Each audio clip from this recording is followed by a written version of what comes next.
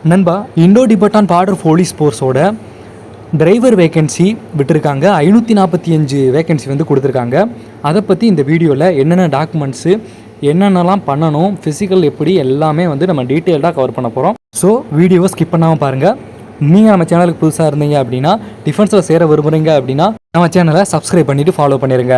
டிஃபென்ஸில் சேர விரும்புகிற உங்கள் ஃப்ரெண்ட்ஸுக்கும் ஷேர் பண்ணிடுங்க. ஐடிபிபி டிரைவருக்கான அப்ளிகேஷன் ஓப்பன் ஆயிடுச்சு. 8ஆம் தேதியில் இருந்து அடுத்த மாதம் 6ஆம் தேதி வரைக்கும் ஓப்பன் ஆகிருக்கு. அதனால் டாக்குமெண்ட்ஸ் என்னென்ன தேவையோ அதெல்லாம் ரெடி பண்ணிவிட்டு வேகமாக அப்ளை பண்ண ஆரம்பிங்க. ஐடிபிபியிலிருந்து வெளியாக இருக்கிற இந்த நோட்டிஃபிகேஷன் பெர்மனண்ட் நோட்டிஃபிகேஷன் தான்.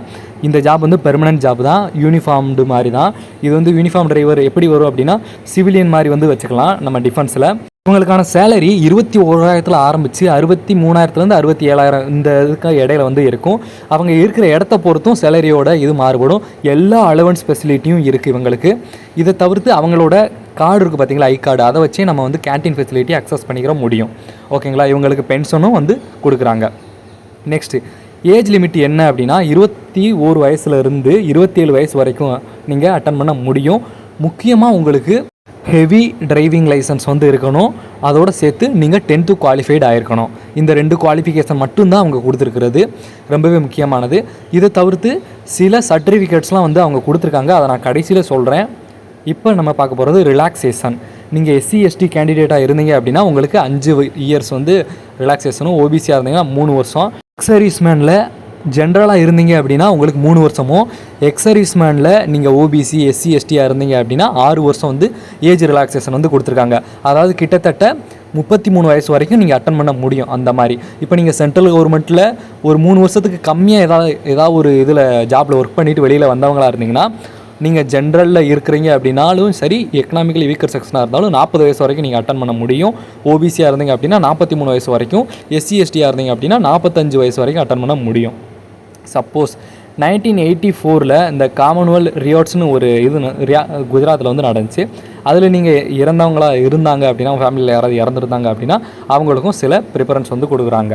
ஓகேங்களா, இப்போ நம்ம பார்க்க போகிறது எக்ஸர்வீஸ் மேனுன்னு அவங்க மென்ஷன் பண்ணியிருக்கிற விஷயம் என்ன அப்படின்னா, நார்மலாக ஆர்மி, நேவி, ஏர்ஃபோர்ஸில் இருந்து காம்படன்ட் சர்வீஸு இல்லை அப்படின்னா நான் காம்படன்ட் சர்வீஸ் ஏதாவது ஒன்றில் இருந்து அவங்க ரிட்டையர்ட் ஆனவங்களாக இருக்கணும். ஓகேங்களா, அதை தான் அவங்க மீன் பண்ணுறாங்க. இதை தவிர்த்து அவங்க வந்து ஏதாவது போஸ்டல் சர்வீஸு ஆர்மியில் வந்து ஒர்க் பண்ணியிருந்தாங்க அப்படின்னா அவங்களுக்கும் வந்து ப்ரிஃபரன்ஸ் வந்து இருக்குது. அதை தவிர்த்து டெரிட்டோரியல் ஆர்மியிலேருந்து ரிட்டையர்ட் ஆகிருக்காங்க பார்த்தீங்களா, அவங்களுக்கும் ப்ரிஃபரன்ஸ் இருக்குது. அது மட்டும் இல்லாமல் டெரிட்டோரியல் ஆர்மியில் கேலண்ட்ரி அவார்டில் வின் பண்ணியிருப்பாங்க பார்த்தீங்களா, அவங்களுக்கும் ப்ரிஃபரன்ஸ் வந்து கொடுத்துருக்காங்க. இப்போ ஹைட்டு வந்து எல்லா ஸ்டேட் அண்ட் யூனியன் டெரிட்டரிக்கும் 170 வந்து ஹைட் இருக்கணும். அன்எக்ஸ்பேண்டடாக 80 சென்டிமீட்டர் ஜஸ்ட்டும், எக்ஸ்பேண்ட் பண்ண நிலையில் 85 சென்டிமீட்டர் வந்து ஜஸ்ட்டும் வந்து இருக்கணும். இதை தவிர்த்து வேறு எந்த ஸ்டேட்டுக்கும் நம்ம சைடில் இருக்கிறவங்களுக்கு வந்து ப்ரிஃபரன்ஸ் வந்து கிடையாது. சப்போஸ் நீங்கள் எக்ஸர்வீஸ்மேன் இந்த மாதிரி எந்த ஒரு இதுவுமே வந்து அவங்க கொடுக்கல.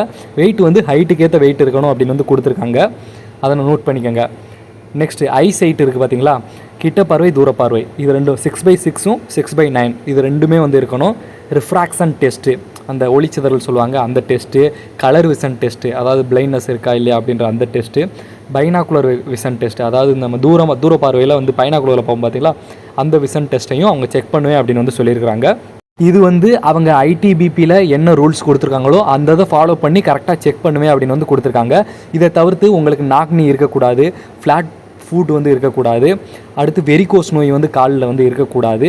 அதே மாதிரி கண்ணிலையும் ஸ்குவிண்ட் மாதிரியான அந்த எப்படி சொல்கிறது, கண்ணில் வந்து ரத்தமாக இருக்கும் பார்த்தீங்களா, அந்த மாதிரியானது இருக்கக்கூடாது. முக்கியமாக டேட்டூ.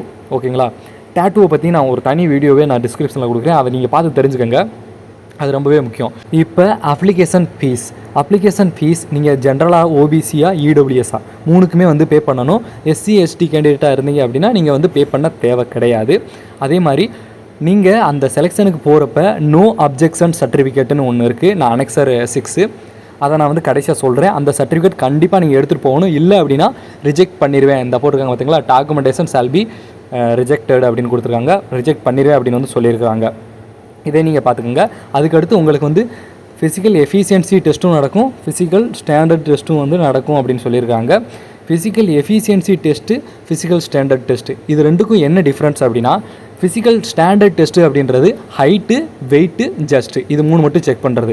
ஃபிசிக்கல் எஃபிஷியன்சி டெஸ்ட்டு அப்படின்றது இந்த இதுதான் 1.6 கிலோமீட்டரை நீங்கள் 7.30 மினிட்ஸில் கம்ப்ளீட் பண்ணணும். 11 ஃபீட் லாங் ஜம்ப் வந்து பண்ணணும். 3 அடியில் வந்து ஹை ஜம்ப் வந்து பண்ணணும். உங்களுக்கு 3 சான்ஸ் கொடுப்பாங்க இதை நீங்கள் பண்ணி முடிக்கிறதுக்கு. அதே மாதிரி இந்த இதில் நீங்கள் ஃபெயில் ஆனீங்க அப்படின்னா அந்த இதுக்கான எந்த ஒரு இதையுமே நாங்கள் ஏற்றுக்கிற மாட்டோம் அப்படின்னு வந்து சொல்லியிருக்காங்க. சப்போஸ் நீங்கள் பாஸ் ஆனால் தான் உங்களுக்கு அடுத்தடுத்த ப்ராசஸ் வந்து கண்டினியூ ஆகும் அப்படின்னு வந்து சொல்லியிருக்கிறாங்க. அதே மாதிரி கேண்டிடேட்ஸ் வந்து சில காரணங்களால் ரிஜெக்ட் ஆகுறாங்க அப்படின்னா அவங்க வந்து ரிஜெக்ஷன் ஸ்லிப்பு வந்து கொடுப்பாங்க. அந்த ஸ்லிப்பை அவங்க முன்னாடி வந்து கிழிக்கக்கூடாது அப்படின்னு வந்து சொல்லியிருக்கிறாங்க. என்ன ஒரு காரணம்னு தெரில. சப்போஸ் அந்த மாதிரி நீங்கள் பண்ணிடாதீங்க, அது தப்பு அப்படின்னு வந்து சொல்கிறாங்க. சப்போஸ் அதை வச்சு தான் நீங்கள் வந்து திரும்ப ரீமெடிக்கலுக்கு போகிற மாதிரி வந்து இருக்கும். அதுக்காக தான் வந்து சொல்கிறாங்க. நெக்ஸ்ட்டு உங்களுக்கான ரிட்டன் டெஸ்ட் வந்து 100 மார்க்குக்கு வந்து இருக்க போகுது. இது எப்போ அப்படின்னா உங்களோட ஃபிசிக்கல் எஃபிஷியன்சி டெஸ்ட்டும் ஃபிசிக்கல் ஸ்டாண்டர்ட் டெஸ்ட்டும் முடிஞ்சதுக்கப்புறம் வந்து நடக்கும். ஜென்ரல் நாலேஜ்லேருந்து 10 கொஸ்டினும், ஜென்ரல் இங்கிலீஷ்லேருந்து 20 கொஸ்டினும், மேக்ஸ்லேருந்து 10 கொஸ்டின், உங்கள் ட்ரேடு ரிலேட்டடாக 60 கொஸ்டின்ஸ் வந்து கேட்பாங்க. மொத்தம் 100 கொஸ்டின்ஸு. எக்ஸாம் வந்து 2 மணி நேரம் வந்து நடக்கும். அந்த எக்ஸாமில் நீங்கள் ஜென்ரலாக இடபிள்யூஎஸ்ஸாக எக்ஸர்வீஸ்மேனாக இருந்தீங்க அப்படின்னா 35 மார்க்கும், இதை தவிர்த்து எஸ்சி எஸ்டி ஓபிசியாக இருந்தீங்க அப்படின்னா 33 மார்க் நீங்கள் எடுத்தாலே பாஸ் அப்படின்னு வந்து சொல்கிறாங்க. அதே மாதிரி எக்ஸாம் ஹாலில் மொபைல் ஃபோன் அலௌடு கிடையாது. எலக்ட்ரிக்கல் டிவைஸு கால்குலேட்டர் வந்து அலௌடு கிடையாது அப்படின்னு வந்து சொல்லியிருக்காங்க. ஏதாவது வந்து அவங்களுக்கு பிடிக்காத மாதிரி நடந்துக்கிட்டீங்க அப்படின்னா அவங்க வந்து உங்களை ஹாலை விட்டு வெளியில் அனுப்பிச்சுடுவேன் அப்படின்னு வந்து சொல்லியிருக்காங்க. அதே மாதிரி பிஇடியும் பிஹெச்டியும் முடிஞ்சதுக்கப்புறம் உங்களுக்கு வந்து எக்ஸாம் டேட் என்றைக்குன்னு சொல்லுவாங்க. அன்றைக்கி நீங்கள் எக்ஸாம் எழுதி முடித்ததுக்கப்புறம் அன்றைக்கே வந்து இல்லை மறுநாள் வந்து உங்களுக்கு என்னென்ன ஆன்சர் லிஸ்ட்டை வந்து விட்டுருவாங்க. அதை நீங்கள் செக் பண்ணிவிட்டு உங்களுக்கு அதில் 60 மார்க் வருது, ஆனால் வந்து அவங்க ரிசல்ட்டில் வந்து எனக்கு 58 மார்க் தான் போட்டிருக்காங்க அப்படின்னா நீங்கள் அதை கிளைம் பண்ண முடியாது அப்படின்னு வந்து அவங்க சொல்கிறாங்க. நெக்ஸ்ட்டு ஒரிஜினல் டாக்குமெண்ட்ஸ் என்னென்னலாம் தேவைப்படும் அப்படின்னா, ஃபஸ்ட்டு உங்களோட ஸ்கில் டெஸ்ட் இருக்கிற, அதாவது டிரைவிங் லைசன்ஸ் இருக்குது பார்த்தீங்களா, அது 10th மார்க் ஷீட் தேவைப்படும். முக்கியமாக உங்களோட ப்ரொஃபஷனல் எக்ஸ்பீரியன்ஸ் சர்டிஃபிகேட் இருக்குது பார்த்தீங்களா, அது தேவைப்படும். அடுத்து ஓபிசி சர்டிஃபிகேட்டு, நான் கிரிமி லேயர், இதுதான் வந்து ரொம்ப ரொம்ப முக்கியமானது, பார்த்துக்கோங்க. அதே மாதிரி நீங்கள் எக்ஸர்வீஸ்மேனாக இருந்தீங்க அப்படின்னா அந்த இதுக்கான சர்டிஃபிகேட்டும் தேவைப்படும். இதை தவிர்த்து உங்களுக்கு ஹைட் அண்ட் ஜஸ்ட்டில் ஏதாவது ரிலாக்ஸேஷன் வேணும் அப்படின்னா அந்த இதுக்கான சர்டிஃபிகேட்டும் கேட்டிருக்காங்க. இது இல்லாமல் நோ அப்ஜெக்ஷன் சர்டிஃபிகேட்னு ஒன்று இருக்குது, அது நமக்கு தேவைப்படும். Recent photographs and Aadhaar card இதெல்லாம் வந்து தேவைப்படும். ஓகேங்களா? இப்போ அவங்க ஸ்கில் டெஸ்ட் வந்து வச்சுருவேன் அப்படின்னு வந்து சொல்லியிருக்காங்க. இன்ஜின் ரிலேட்டடாக கேட்கலாம், அடுத்து சென்சாரு சிக்னல் ரிலேட்டடாக, இல்லை உங்களோட டிரைவிங்கு, கியர்ஸ் எப்படி போடுறது, டாப் கியரு, மலைகளில் எப்படி ஏறுறது, இதை பற்றின எல்லா இது பைபாஸில் எப்படி போகிறது, எல்லா சிக்னல் எப்படி, ஹேண்ட் சிக்னல் எப்படி கொடுக்கணும், டிரைவர்ஸோட டியூட்டி எப்படி, இந்த இதை பற்றி எல்லா நாலேஜும் அவங்க கற்றுக் கொடுத்துட்டு இதெல்லாத்தையும் வந்து கேட்பாங்க. எப்படி அப்படின்றத உங்களுக்கு அந்த நாலேஜ் இருக்கா அப்படின்றத செக் பண்ணுவாங்க. இதுக்கு வந்து 50 மார்க் வந்து கொடுத்துருக்காங்க. அதன் அடிப்படையில் வந்து அவங்க செக் பண்ணுவாங்க. இதில் முழுக்க எக்ஸர்வீஸ்மேனு, ஓபிசி, எஸ்சி எஸ்டி, ஜென்ரல் இந்த மாதிரி கேட்டகரியில் மட்டும்தான் நடக்குது அப்படின்னு வந்து சொல்லியிருக்கிறாங்க. இதுக்கடுத்து எக்ஸாம் ஹாலில் வந்து மொபைல் ஃபோன் ஆன்லேயும் இருக்கலாம் ஆஃப்லேயும் இருக்கலாம், ஆனால் வந்து ஆனில் இருந்தாலும் டிஸ்டர்ப் பண்ணாத அளவுக்கு அந்த சைலண்ட் மோடில் போட்டு அந்த மாதிரி வச்சுருக்கணும் அப்படின்னு வந்து சொல்லியிருக்கிறாங்க. எந்த சீட்டிங் எதுவும் பண்ணக்கூடாது அப்படின்னு வந்து சொல்லியிருக்கிறாங்க. முக்கியமான விஷயம், ஃபஸ்ட்டு பிஎஸ்டி நடக்கும், அடுத்து பிஇடி நடக்கும், 3rd எக்ஸாமு, அதுக்கடுத்து உங்களோட மெடிக்கல் ரிவ்யூ வந்து நடக்கும். ஓகேங்களா? இப்போ நம்ம பார்க்க போகிறது எஸ்சி எஸ்டிக்கான இந்த சர்டிஃபிகேட்டை நான் நோட்டிஃபிகேஷன் வந்து கீழே டவுன்லோடில் கொடுக்குறேன்.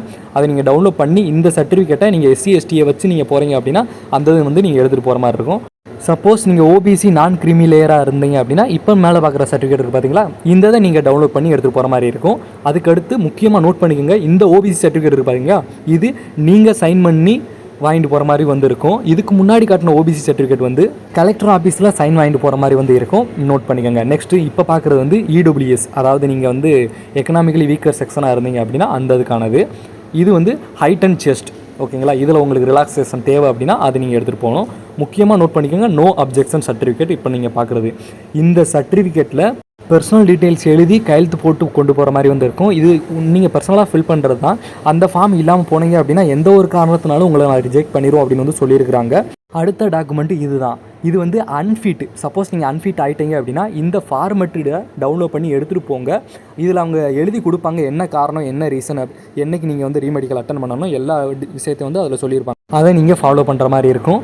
இந்த ஜாப்பு பெர்மனெண்ட்லி நல்ல ஜாப் தான், ரொம்ப வந்து நல்ல ஜாப்பு. டைமிங் வந்து ரொம்ப கம்மி தான். சூப்பரான ஜாப்பு. எல்லா ஸ்கீமு, எல்லா அலவன்ஸு, எல்லா பெனிஃபிட்டுமே வந்து இருக்குது. உங்கள்கிட்ட ஹெவி லைசன்ஸ் இருந்துச்சு அப்படின்னா நம்மளோட நண்பர்கள் கண்டிப்பாக அப்ளை பண்ணுங்கள். எந்த ஒரு இதுவுமே இல்லை. 545 வேகன்சி, இதில் வேகன்சி அதிகமாகவும் வாய்ப்பு இருக்குது அப்படின்னு வந்து சொல்லியிருக்கிறாங்க. இதை தவிர்த்து இதை பற்றின வேறு ஏதாவது டவுட்ஸ் இருக்குது அப்படின்னா நீங்கள் தாராளமாக கமெண்ட் செக்ஷனில் கேட்கலாம். உங்களோட சப்போர்ட் அண்ட் ஆதரவுக்கு ரொம்ப நன்றி.